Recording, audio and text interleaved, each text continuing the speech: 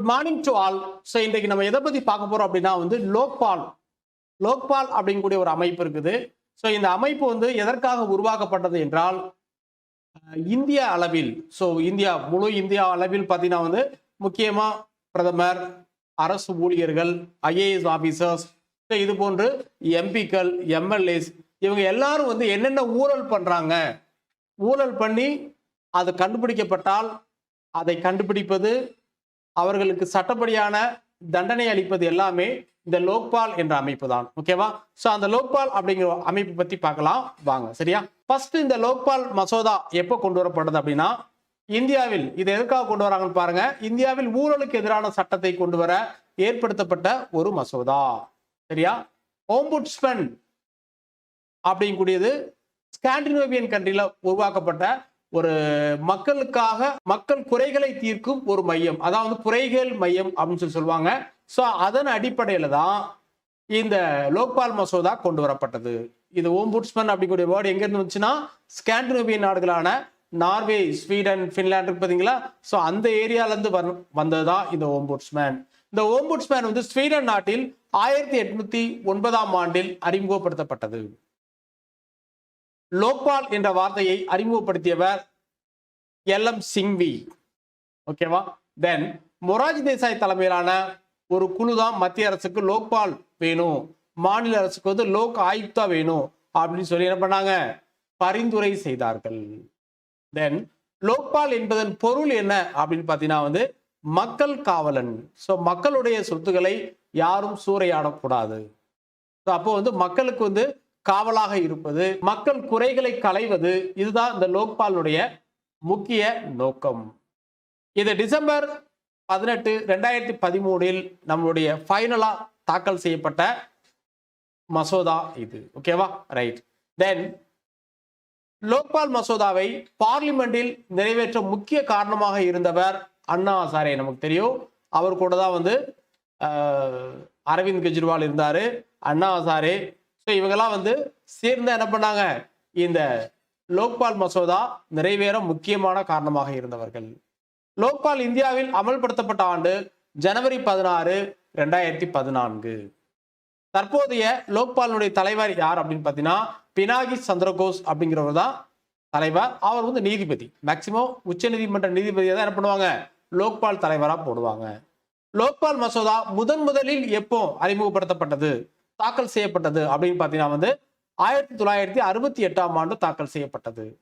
இந்த மசோதா ஒரு தடவை இல்லைங்க, பாருங்க, 71, 77, 85 இந்த 3 காலமும் வந்து இந்திரா காந்தி அம்மையார் காலத்துல உருவாக்கப்பட்டது.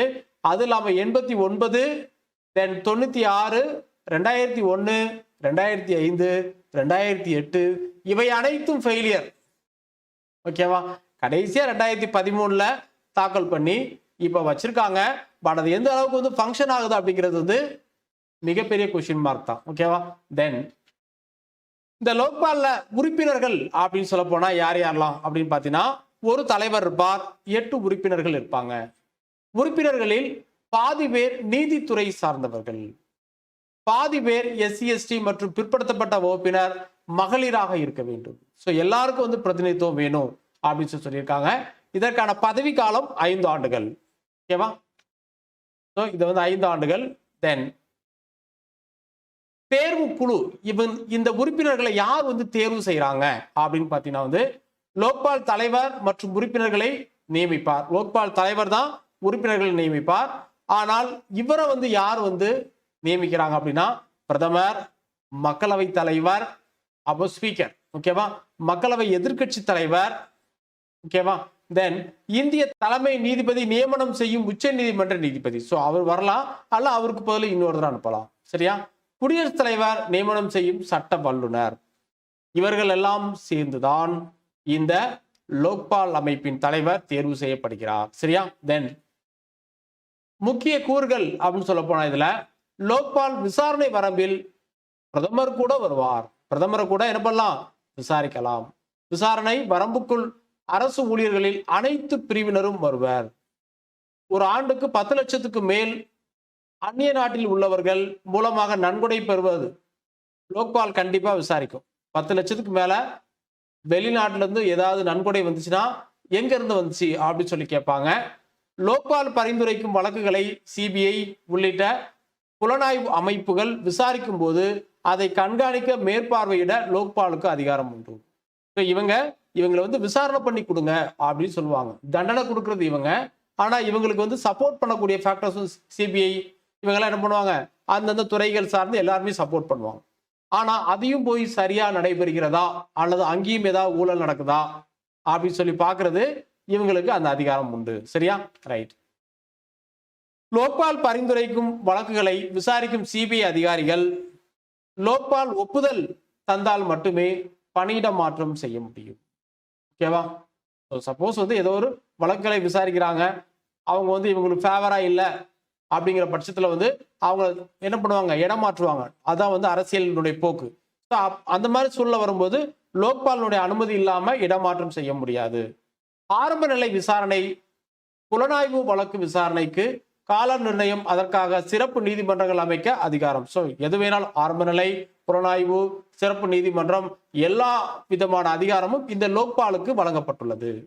லோக்பால் சட்டமாக அறிவிக்கை செய்யப்பட்டதிலிருந்து 365 தினங்களுக்குள் மாநில சட்டப்பேரவையில் சட்டம் இயற்றி லோக் ஆயுக்தாவை அமைப்பதும் கட்டாயமாகும். சரியா? லோக் ஆயுக்தாவை பத்தி அடுத்த வீடியோல பார்ப்போம். மத்திய லோக்பால் என்றால் மாநிலங்கள் அளவில் லோக் ஆயுக்தா அமைப்பு அதே போன்று செயல்படும். சரியா? ரைட். ஸோ இதான் லோக்பாலை பத்தி இருக்கக்கூடிய ஒரு ஷார்ட் வீடியோ. ஓகேவா? ஸோ மீண்டும் அடுத்து லோக் ஆயுக்தா வீடியோல சந்திப்போம். தேங்க்யூ.